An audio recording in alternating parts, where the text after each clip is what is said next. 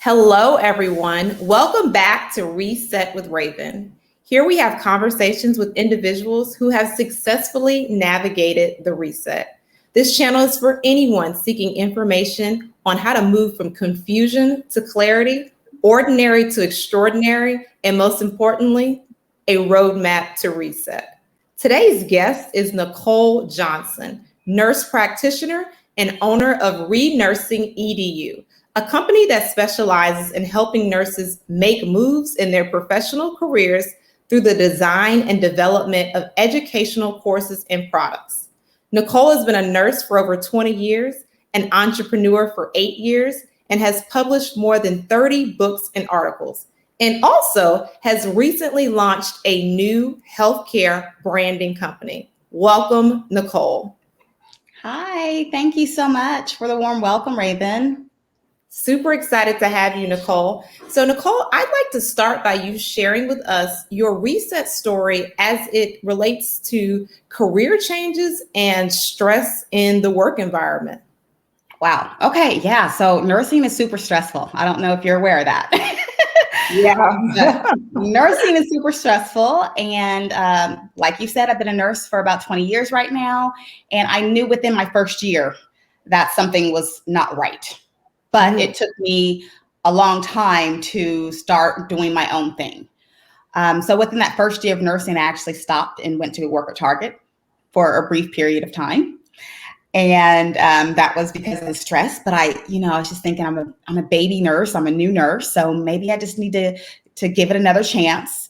And someone actually came through my line that I used to work with. And he was basically asking me, he's like, what the heck? He didn't use that word, but he said, what are you doing here? And I'm like, I'm working. And so at that point, I went back.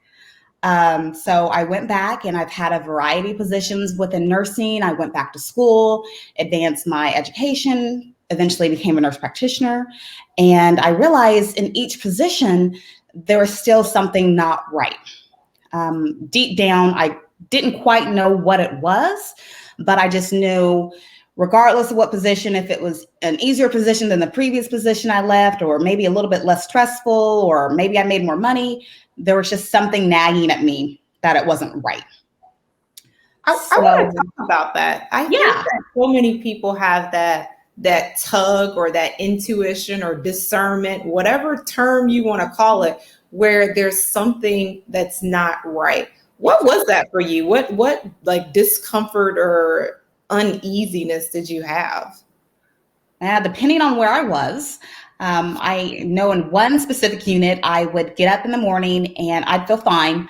And I'd get to work and I'd be walking down the hallway to the unit and I would feel my heart racing. I would have palpitations. I would start stressing out, thinking about like, what is going to happen after I walk through those doors? How is my shift going to go today? So that was a physical manifestation in that sense. That was as an RN working in a busy cardiovascular ICU. As a nurse practitioner, I've had a couple positions, especially my last position, where it was a stressful job to begin with, but I also have a small child. And so adding that together makes things 10 times worse, right? And so the way it presented itself there is I got sick about 5 times within a period of 3 months, just back to back to back. And these were like illnesses where I had fevers. Not that my stomach hurt or what, but I had fevers. I was not well. I kept coming down with things. And as a nurse, if you've been a nurse for a while, your immune system's pretty high, right? You've been exposed to all these sick people. I used to work in the ICU and they're like, it's because you have a baby. And I'm like, my baby germs, they're nothing compared to the ICU germs. This is stress. I'm getting sick because of stress. And so other manifestations, I've, been in periods where I've lost 5-10 pounds within a couple weeks, lost patches of hair. So it starts to come out in different ways. And you just need to actually pay attention and, try to figure out exactly what it was. So, this last job, like I said, it was just too much for me. And I'm like, I'm not happy. Besides me getting sick so much, I'm not happy. The schedule's not working for my family. I understand, yes, I make good money, but I would much rather do my own thing. I think that's super important that everyone listening recognizes like that stress doesn't just, it's not only emotional, right? Oh gosh, You saw it in your physiology. You saw it in hair, hair loss. You saw it in probably weight loss, weight gain. You can see it in so many different ways. And you talk about not being happy.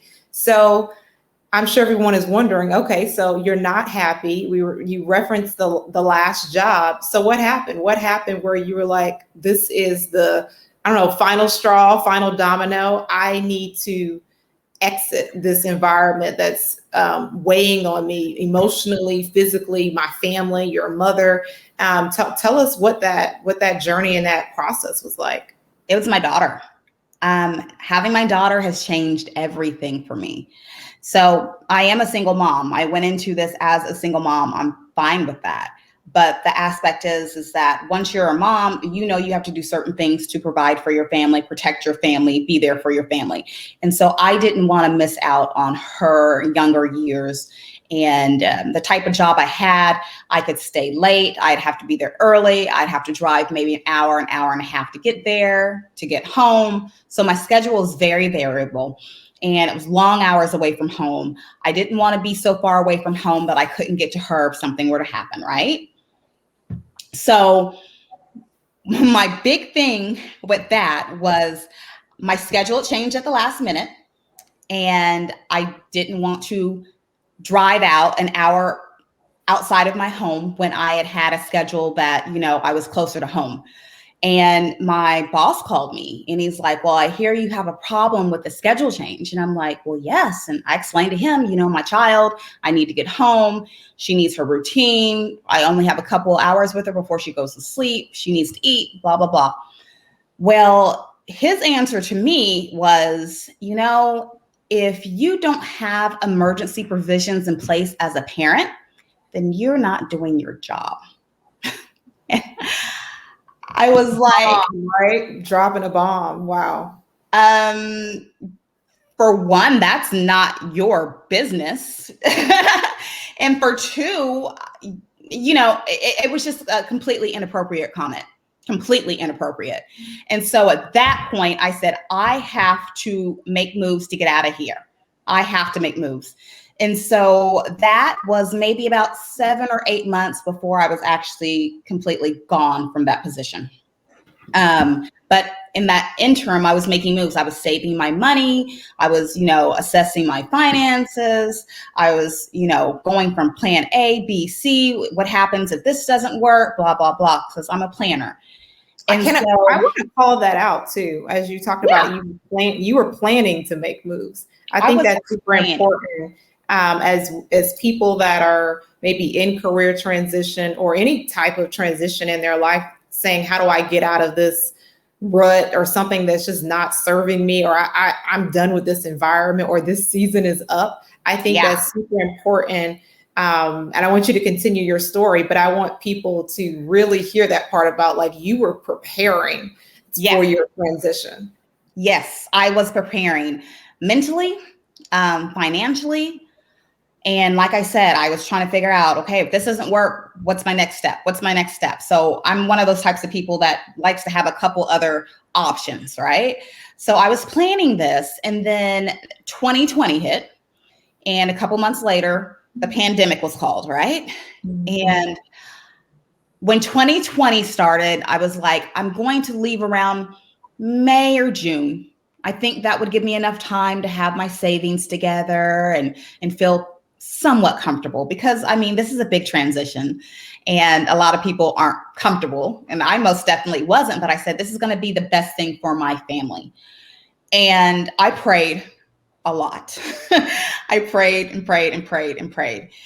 And I'll tell you, there was one night in particular, I was praying really hard about this whole situation, about, God, is it okay for me to go ahead and move and just become a full-time entrepreneur?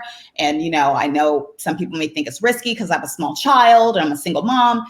And what's so funny is the very next day after this marathon prayer session. Had a patient, I was taking care of him. I went out the room and came back in the room to give him his results. And then he said something to the effect, I can't remember his exact words, but it was something to the effect that, I know you don't want to be here. And then I like froze. I'm like, oh my gosh, did I give you the wrong impression? I'm sorry. What did I say? And he's like, no. God is talking to me. He said, I know you don't want to be here, but it's going to be okay. What you're going to do is going to be okay. And I'm like, oh, and I'm like, I was really praying about this last night. And this is really weird that you just randomly start talking to me about this and basically giving me a sign from God that, yeah, it's going to be okay. And yes, you need to go out and do your own thing. So, pandemic hit, and I just so happened to be furloughed. It was a few months earlier than I expected, so I didn't have as much money in the savings account. My plan wasn't fully worked out, but I took that as a sign again. Okay, I'm getting furloughed, so this is it, now or never. I love that, now or never. I think that's super important as well for people to realize. One of the things that we talk about in Reset with Raven is people that are ambitious, driven individuals, they make choices, they make decisions. And you said it's now or never. I want to know, for if I'm a nurse listening to this, what advice do you have for a nurse practitioner, anyone in their career and their business that's like seeking, hey, I'm interested into going into entrepreneurship? What advice would you have for them? And I know that's a specialty, especially for nurses in your business. Yeah. So the big thing I hear about nurses that want to go into business is that I don't know if I can find anything to where I make as much money as I do as a nurse. That is a big deal. And I just want to let people know that it's not overnight success. It's not easy, for one, and you can't necessarily expect that you're going to be making the income you were as a nurse starting now. It's going to be difficult at first. It's going to take you a few months, might take you a few years, but your earning potential from here on out as an entrepreneur is the sky's the limit. But when you work for somebody and you trade your time for money, you're stuck. You can only make so much, and then make so much going into overtime. So that means you're working overtime, but you're not spending time with your family. And when you do get home, you're tired. So there's a big difference there. And I just want to let people know, because it seems like a lot of nurses want to go into, from what I see, a lot of nurses do MLMs, right? Yeah. This is easy. We can do it after work. Too, yeah. Yeah. And I'm like, no. There's a whole slew of reasons why I don't care for MLMs, but just have them. If you have the mindset knowing that you're not going to immediately make the money you make right now, and you prepare for that, you will be okay. So that seems to be the biggest thing I see with nurses, because nurses can be paid well, especially since we can pick up overtime shifts or work a travel agency or something like that. And, you get to be basically a slave to the money. And like, I'm stuck because I make so much money and I don't want to drop down to, X amount of dollars per year. But what you shared is, though, you're trading time for money. And when you are an entrepreneur, a businesswoman, the captain of your own ship, there is no ceiling. There is no ceiling. And I did a blog post recently and a video on my YouTube about being conditioned to stay an employee. Tell us more. Yes. Yeah. Nurses are conditioned. Even though you don't like your position, you may be unhappy and, stressed out about it, you're conditioned to stay an employee because they're going to keep throwing money at you. You're conditioned because, if I don't go to work, they're going to replace me easily. You're conditioned to stay an employee. So it takes a certain mindset for you to think about it like, okay, yeah, I'm an employee. I get a check every 2 weeks or whatever. But if I do my own thing, I'm getting paid. You can get paid on a daily basis, depending on what you do. You can make money while you're sleeping. As a nurse, you're not making money while you're asleep. Like I said, you're trading your time for money. I want to talk about, we talked about trading time for money, but I think there's an element too. There's that fear and anxiety of taking that leap of faith into entrepreneurship. I've experienced it. I'm sure you've experienced it. Can you talk about, you mentioned earlier about, praying. Can you talk about your faith walk or your faith journey through all of your transitions and your resets, and how God has led you, or how there's been different occurrences in your life and you're like, oh, okay, I hear this clearly. I see this clearly from God is telling me to make that leap or that jump. Because I hear you, but I'm sure people are saying it takes a lot. There's that comfort or security, so we think, right, in the job. So can you tell us more about how faith has like propelled you to act? Yeah, there's no security in a job, unfortunately. We found that out in the pandemic, where a lot of people got laid off and they didn't think they'd get laid off because of their industry. But my faith is strong in the fact that every time I am going to make a big move, or I'm contemplating making a big move, I will pray all day. I will pray weeks, months on end. I will pray all day. And this is what I do. I ask God specifically, because I'm the type of person, if, me and you were just talking in general, period, about something, I need you to be direct with me. I don't read gray. And so that's just how I am. And so we know that God, he can give signs and everything, but that's what I tell him. That's like, if I'm feeling really unsure about something, it's like, God, just please give me a sign of how I should proceed with this. Please let me know. And he delivers every time. Yes or no. He'll give me a sign and I'm like, oh, okay, I get it. I get it now. So I love that. And what you made me think about is, I think it's interesting because I have a similar story in terms of when you said you've been a nurse for 20 years, but you knew 19 of them that you weren't supposed to be in that career path. And I have a very similar, like, honestly, I called it, I was just going through the motion. This is what I got my training in. This is what I got my education in. But the entire time feeling, I'll use like the analogy of fish out of water. What was that like for you? And were there signs? We're talking about, God giving us signs. Were there signs along the way in those 19, 20 years, like, okay, this is not for me, but I'm still doing it. Okay, it's time for me to start my own business, or it's time not even just to have a side business. It's time for me to completely leave, but I got another sign, but I'm still here. I mean, what was that like? I want to take you back a little further than 20 years. When you're thinking about your career choice in high school, right? I've always been a very creative person. I've always loved designing. I loved my interior design course in school. I loved art. That was my favorite class all throughout my years. So in high school, I'm taking this interior design course and I'm thinking, I like this, but I'm from Oklahoma, right? And I'm like, well, I don't know if I went to school for interior design, if I could actually get a job, because I'm in Oklahoma and I don't live in California or whatever. So I really super excited about my interior design class. I loved it. And then I started really thinking, it's like, so what's a job that I could do to where I'm recession proof, right? And I can care for people, because I eventually want to be a wife and a mother. And I want to make sure I'll be able to get a job wherever I move to if I don't, decide to stay in Oklahoma.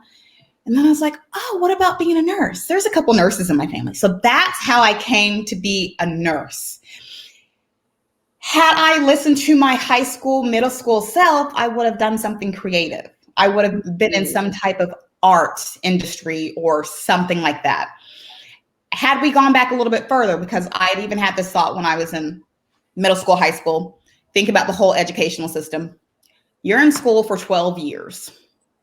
And then they expect you to go to school for at least another 4 years to get a college degree. So 16 years. And then maybe a little bit more after that if you want to specialize in something like law or be a doctor, right? So you're in school for at least 16 years, getting all this education. And then you come out of school and you go work for somebody else to build their business. Or build their dreams. To build their dreams. I had this forethought way back when. And then, everything moved around and I became a nurse. So what's funny about it is that, within my nursing business, I do get to use my creative side. So I'm writing the books, I'm creating products, I'm, just designing things for other nurses to use. So I get to use a little bit of my creativity there and blend it in with my nursing experience. And also the fact that I'm an entrepreneur now. So taking it way back when, thinking about, okay, I like art, I like designing. And then the whole fact of me coming to this realization about all the schooling you have to go work for somebody else, it's all come full circle. But at that time, they didn't teach entrepreneurship in school. Even now, it seems like I don't know of many high schools that do. It just seems like that is, okay, that's something you have to figure out on your own. Not necessarily something that we, support. Yeah, when you get to college, there's some classes on entrepreneurship and everything. But I think if it was more normalized, there would be more people going into entrepreneurship at a younger age.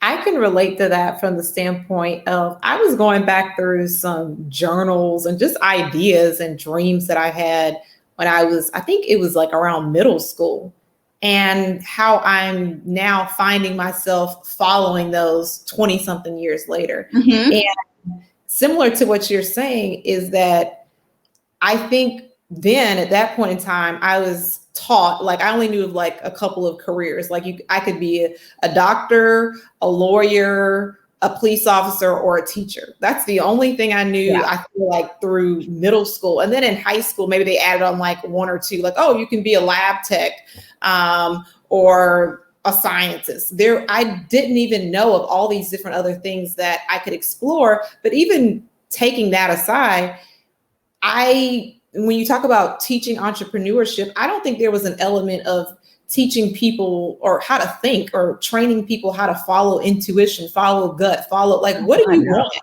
I'm finding when I'm coaching other highly driven, ambitious individuals, it's that they have no clarity. It's like, well, what do you want? What lights you up? What are you interested in? What would you study, research, train in?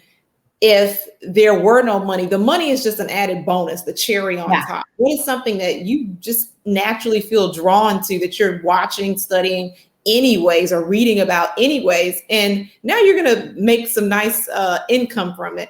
I was never taught that, exposed to that. So then you wake up in these careers 20, 30 years later with all these degrees and training, and you're like, but I'm not happy. And I hear that even in your story and your life. And I think it's super important for people to recognize, like, you don't have to keep going through the motion and being miserable, because like you said, there's people that were doing all of that, going through the motion for these jobs, and they found like there's no security. Hey, you're let go. Hey, you don't have the expenses, and you weren't even doing, it's one thing to not make great money or not be properly compensated, but to be unhappy and improperly compensated, it's like, pick your struggle.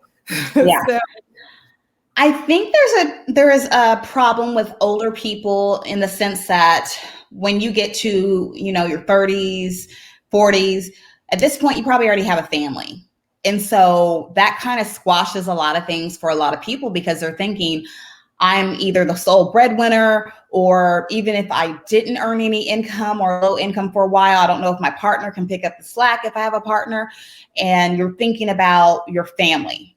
So obviously things are a whole lot easier when you don't have kids and you're not married, to move around and to do things differently.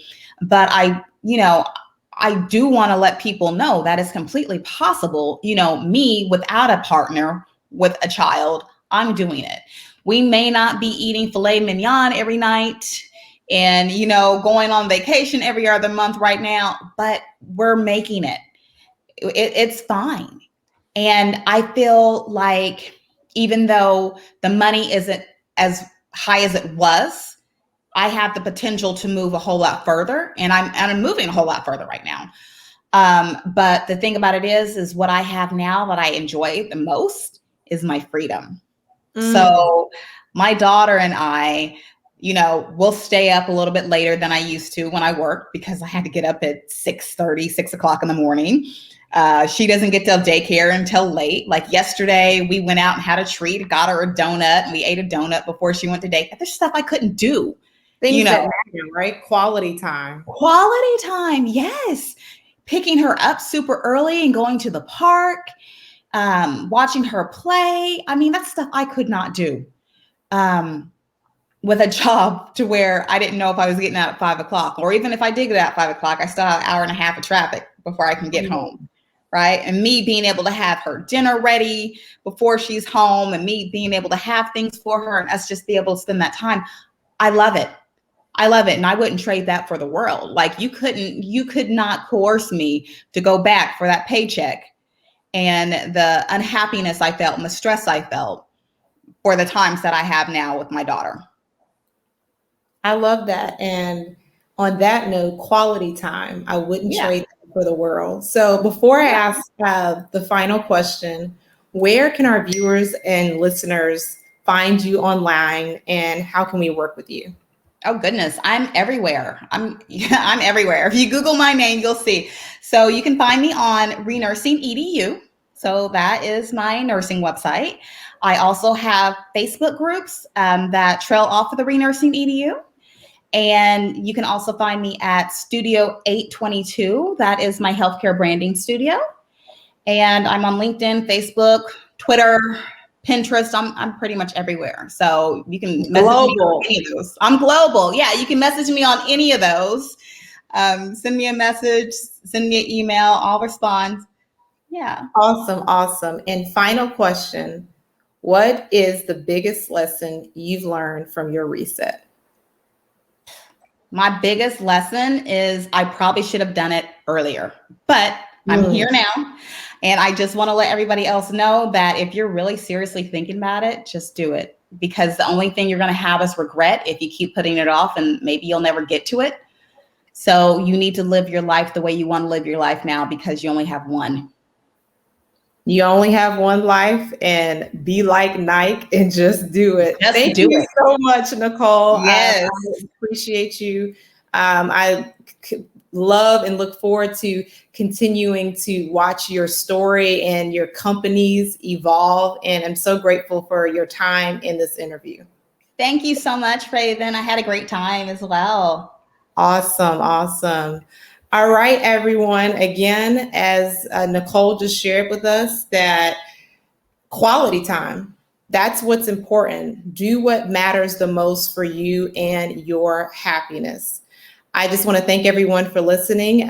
You all know that I only have one ask, and it's if you like what you heard today or think this would be valuable to your friends or your community, please share this episode.